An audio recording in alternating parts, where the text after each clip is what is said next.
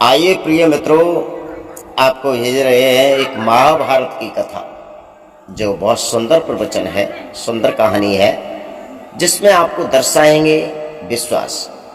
और विश्वास भी क्या है? जब तक मनुष्य विश्वास नहीं करता तब तक उसे कोई था नहीं मिलती, कोई पार नहीं मिलती। जैसे कि महाभारत में द्रौपदी। तो आशा करता हूँ आप खुश होंगे, अच्छे होंगे। परमात्मा के आशीर्वाद से आप जीवन में खुशियाँ ही खुशियाँ आपको मिलती रहेंगी।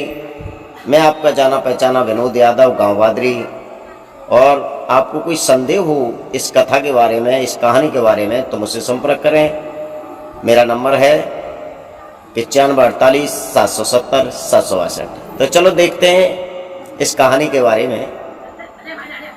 जब दुशासन दुर्योधन के कहने पर और द्रौपदी को भरी सभा में खींच करके लाता है, तो मैं ये बताने के लिए जा रहा हूं कि द्रौपदी जिस समय भरी सभा में खड़ी है और दुशासन के हाथ में साड़ी का पल्लू लगा हुआ है, चारों तरफ कौरवों की तरफ देखता है कि कौन इशारा करता है तो मैं द्रौपदी का चीरहरण करूं, इसे नंगा कर दूं। तब दुर्योधन ने कहा, क्या देख रहे हो, इसे नंगा कर दो और नंगा करो, इसकी बेइज्जती करो, क्योंकि इसने मुझे भरी सभा में कहा था, उस राज्यसभा में कहा था, इंद्रप्रस्थ में कहा था कि अंधा का अंधा हुआ।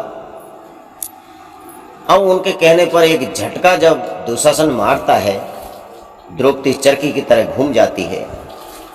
तो द्रौपदी को यह विश्वास था कि इस सभा में पितामह भीष्म, द्रोणाचार्य, कृपाचार्य जैसे महारथी वीर योद्धा बैठे हैं, तब तक दुष्ट दुशासन मेरी साड़ी को नहीं उतार सकता है।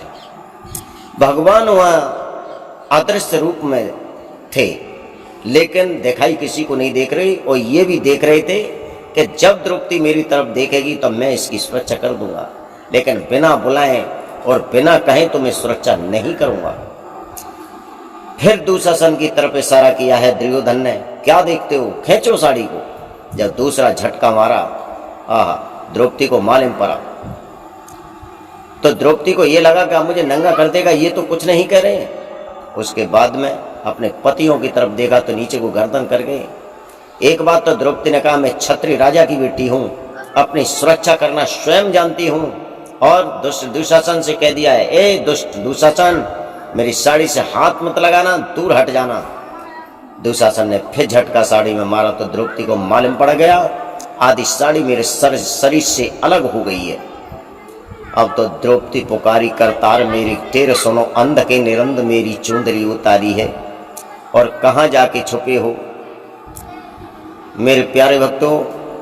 द्रौपदी सबको छोड़ करके, वैसे भी प्रभु ने कहा है कि हमको बढ़ेगा एक डंग तो हम बढ़े 60, और मोह को हटेगा एक डंग तो मैं लोहे की लाठ। प्रभु की तरफ एक डंग अगर श्रद्धा से लेकर के बढ़ता है तो परमात्मा बहुत जल्दी उसे अपनी गोदी में ले लेते हैं, बहुत जल्दी अपना लेते हैं।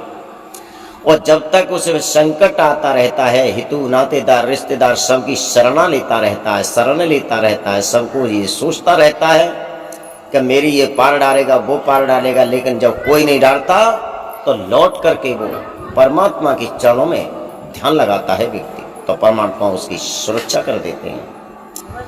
जब पांचों पांडव जिस सभा में बैठे थे, बड़े बड़े योद्धा ऋषि, जब किसी ने द्रौपदी की नहीं सुनी, तब कन्हैया की तरफ ध्यान दिया है, परमात्मा ने तुरंत आकर के उसकी सुरक्षा कर दी। तुम यहाँ होता है विश्वास, जब तक विश्वास नहीं होता भगवान पे, तब तक भगवान उसकी सुरक्षा नहीं करते हैं। और जब विश्वास हो जाता है तो परमात्मा आकर के उसकी सुरक्षा कर देते हैं, हर संकट से बचा लेते हैं। तो मेरा भक्तों से कहना है कि परमात्मा पे विश्वास करो और परमात्मा की तरफ बढ़ो, गलत कर्म मत करो। गलत कर्म करोगे तो तुम्हें कुछ नहीं मिलेगा, शुभ कर्म करोगे तो तुम्हें सब कुछ मिलेगा, स्वर्ग आदि वैकुंठ मिलेगा। गलत कर्म करोगे तो तुम्हें नरक मिलेगा।